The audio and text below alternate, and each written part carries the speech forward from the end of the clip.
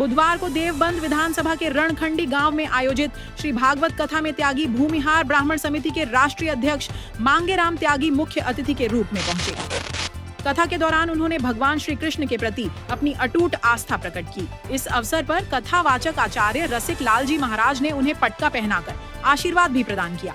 पत्रकारों से बातचीत में मांगेराम त्यागी ने कहा कि रणखंडी गांव सहारनपुर ही नहीं बल्कि पूरे उत्तर प्रदेश और भारत के विशेष गांवों में गिना जाता है।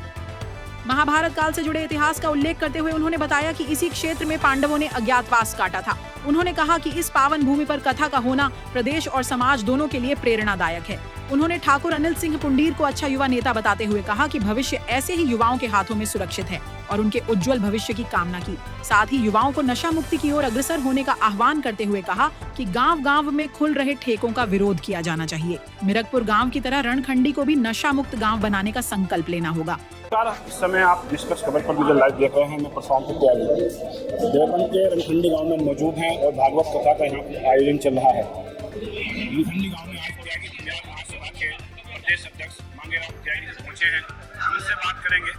आज यहाँ पर पहुंचे थे आप, बड़ा भव्य दिव्य जो कार्यक्रम का आयोजन यहाँ चल रहा है, मुझे बहुत अच्छा लगा।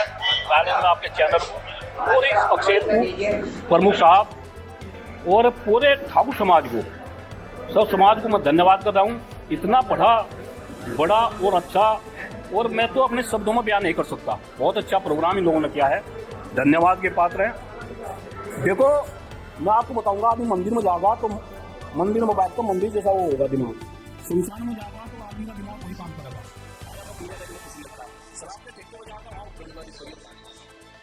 देखिए आज हम आए यहाँ से, मुझे भी मेरठ जाना था, लेकिन वो अपना प्रोग्राम पीछे हटाया, हम तो उठने जुड़ी कर रहा है।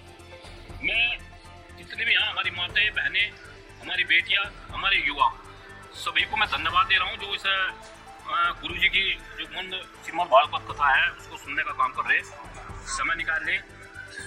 देखिए अहम बात क्या है, मैं इस आपके चैनल के माध्यम से एक बात बता रहा हूँ।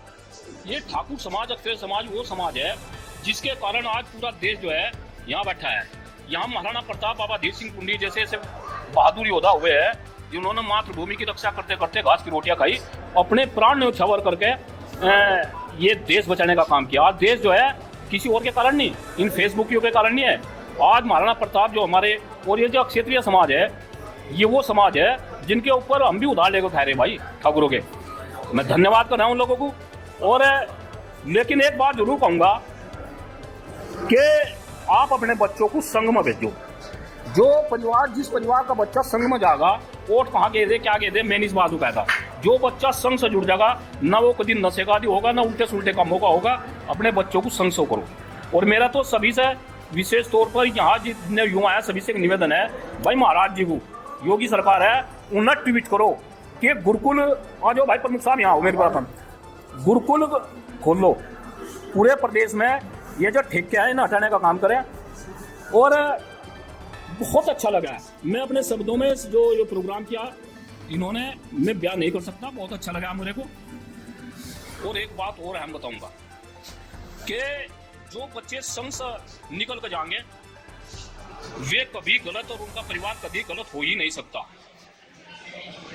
आप यहाँ अध्यक्ष जी पहुँचे थे, आपने कहा कि संघ की शाखाओं में बच्चों को भेजें, वहाँ संस्कार मिलते हैं और गुणवान बच्चे होकर वहाँ से निकलते हैं। लेकिन आपका कुछ नेताओं से बीजेपी के 36 का भी आता है, आप लगातार हमलावर भी उन पर लगातार होते हैं, तो नाराजगी उनसे अब दूर हुई या जारी रहेगी? भाई सुनो, मैं तो उत्तर प्रदेश में एक नेता मानू बीजेपी का, योगी जी को। योगी जी से मैं नाराज हूँ और का मुझे पता नहीं। अब ये बैठे हमारे भाई ठाकुर साहब, प्रमुख साहब अनिल कुमार, जब इनका नंबर होगा ये बीजेपी के नहीं, हम इनके साथ रहेंगे तन मन धन से, जो भी होगा उसे वो करने का काम करेंगे। तो कहाँ से है, मैं तो भाई योगी जी को नेता मान रखा है। नीचे मकर मुझे बैठे ये आदमी को जिंदगी निकल रहे, मैं इन्हें नेता मान ही नहीं रहा।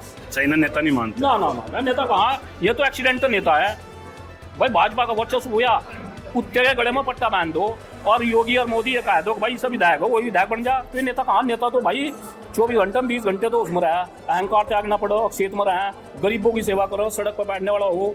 ये बात बता, जो 500 रुपये में कपड़े धोआ रहा है, 10,000 के कपड़े जूते पहन रहा हूँ, सड़क पर कैसे बैठ जाएगा, कैसा नेता हो जाएगा? मेरी मानना, मैं तो योगी जी को मान रहा है। मैं योगी जी का दौरा कहा था, बड़ा प्रभावित हूँ। और मुश्किल था 50 रुपये की चप्पल होंगी और 100, 150, 200 रुपये के ऊपर के कपड़े होंगे, तो योग में हो भाई। योगी जी के आप पास मिलने भी गए थे। प्रमुख साहब, आपसे अगला सवाल लेते हैं।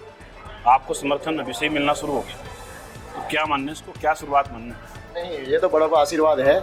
और जैसा कि अध्यक्ष जी ने कहा जो हमारी आज कथा का कार्यक्रम है बहुत ही भव्य सुंदर हो रहा है। उसके साथ ही अध्यक्ष जी ने एक चीज़ कहा शराब का, ये मेरे भाई अमरीश बैठा हुआ है यहाँ पे। हम लोगों ने जब यहाँ पहले पंचायत की उसमें एक ही बात रखी थी कि हमारा इसका उद्देश्य जो हमारा कथा कराने का उद्देश्य है, जो गांव में हमारे नशे की प्रवृत्ति ज़्यादा बढ़ी है, जो हमारे नए बच्चे नशे की तरफ को ज़्यादा आगे बढ़े हैं, उन्हें रोकने का, इसके माध्यम से संस्कार, जैसा माननीय अध्यक्ष जी ने अभी कहा कि संस्कार पैदा कथाओं के माध्यम से होते हैं। जब यहाँ श्रीमद् भागवत कथा हो रही है तो हमारे जो नौजवान साथी हैं कहीं ना कहीं यहाँ से प्रेरणा लेकर के कुछ ना कुछ सुधरने का काम करेंगे। और माननीय अध्यक्ष जी अभी योगी जी से मिल के आए हैं। योगी जी के जैसे के बारे में बता ही रहे, पूरा देश जान रहा है योगी जी, क्योंकि बहुत ही ऐसा नेता पैदा नहीं होता, लेकिन कहीं ना कहीं निश्चित तौर पर जो हमारे नीचे के जो हमारे जनप्रतिनिधि के रूप में काम कर रहे हैं, कहीं ना कहीं कोई कमी तो रह रही है, जिससे कि जनता में थोड़ा बहुत आक्रोश इस तरह का पैदा हो रहा है। आक्रोश पैदा हो रहा है। मेरा आपसे सवाल है, कथा इतनी बड़ी है, पश्चिम यूपी के जितने भी बड़ी हस्तियां हैं वो यहाँ पहुँची हैं।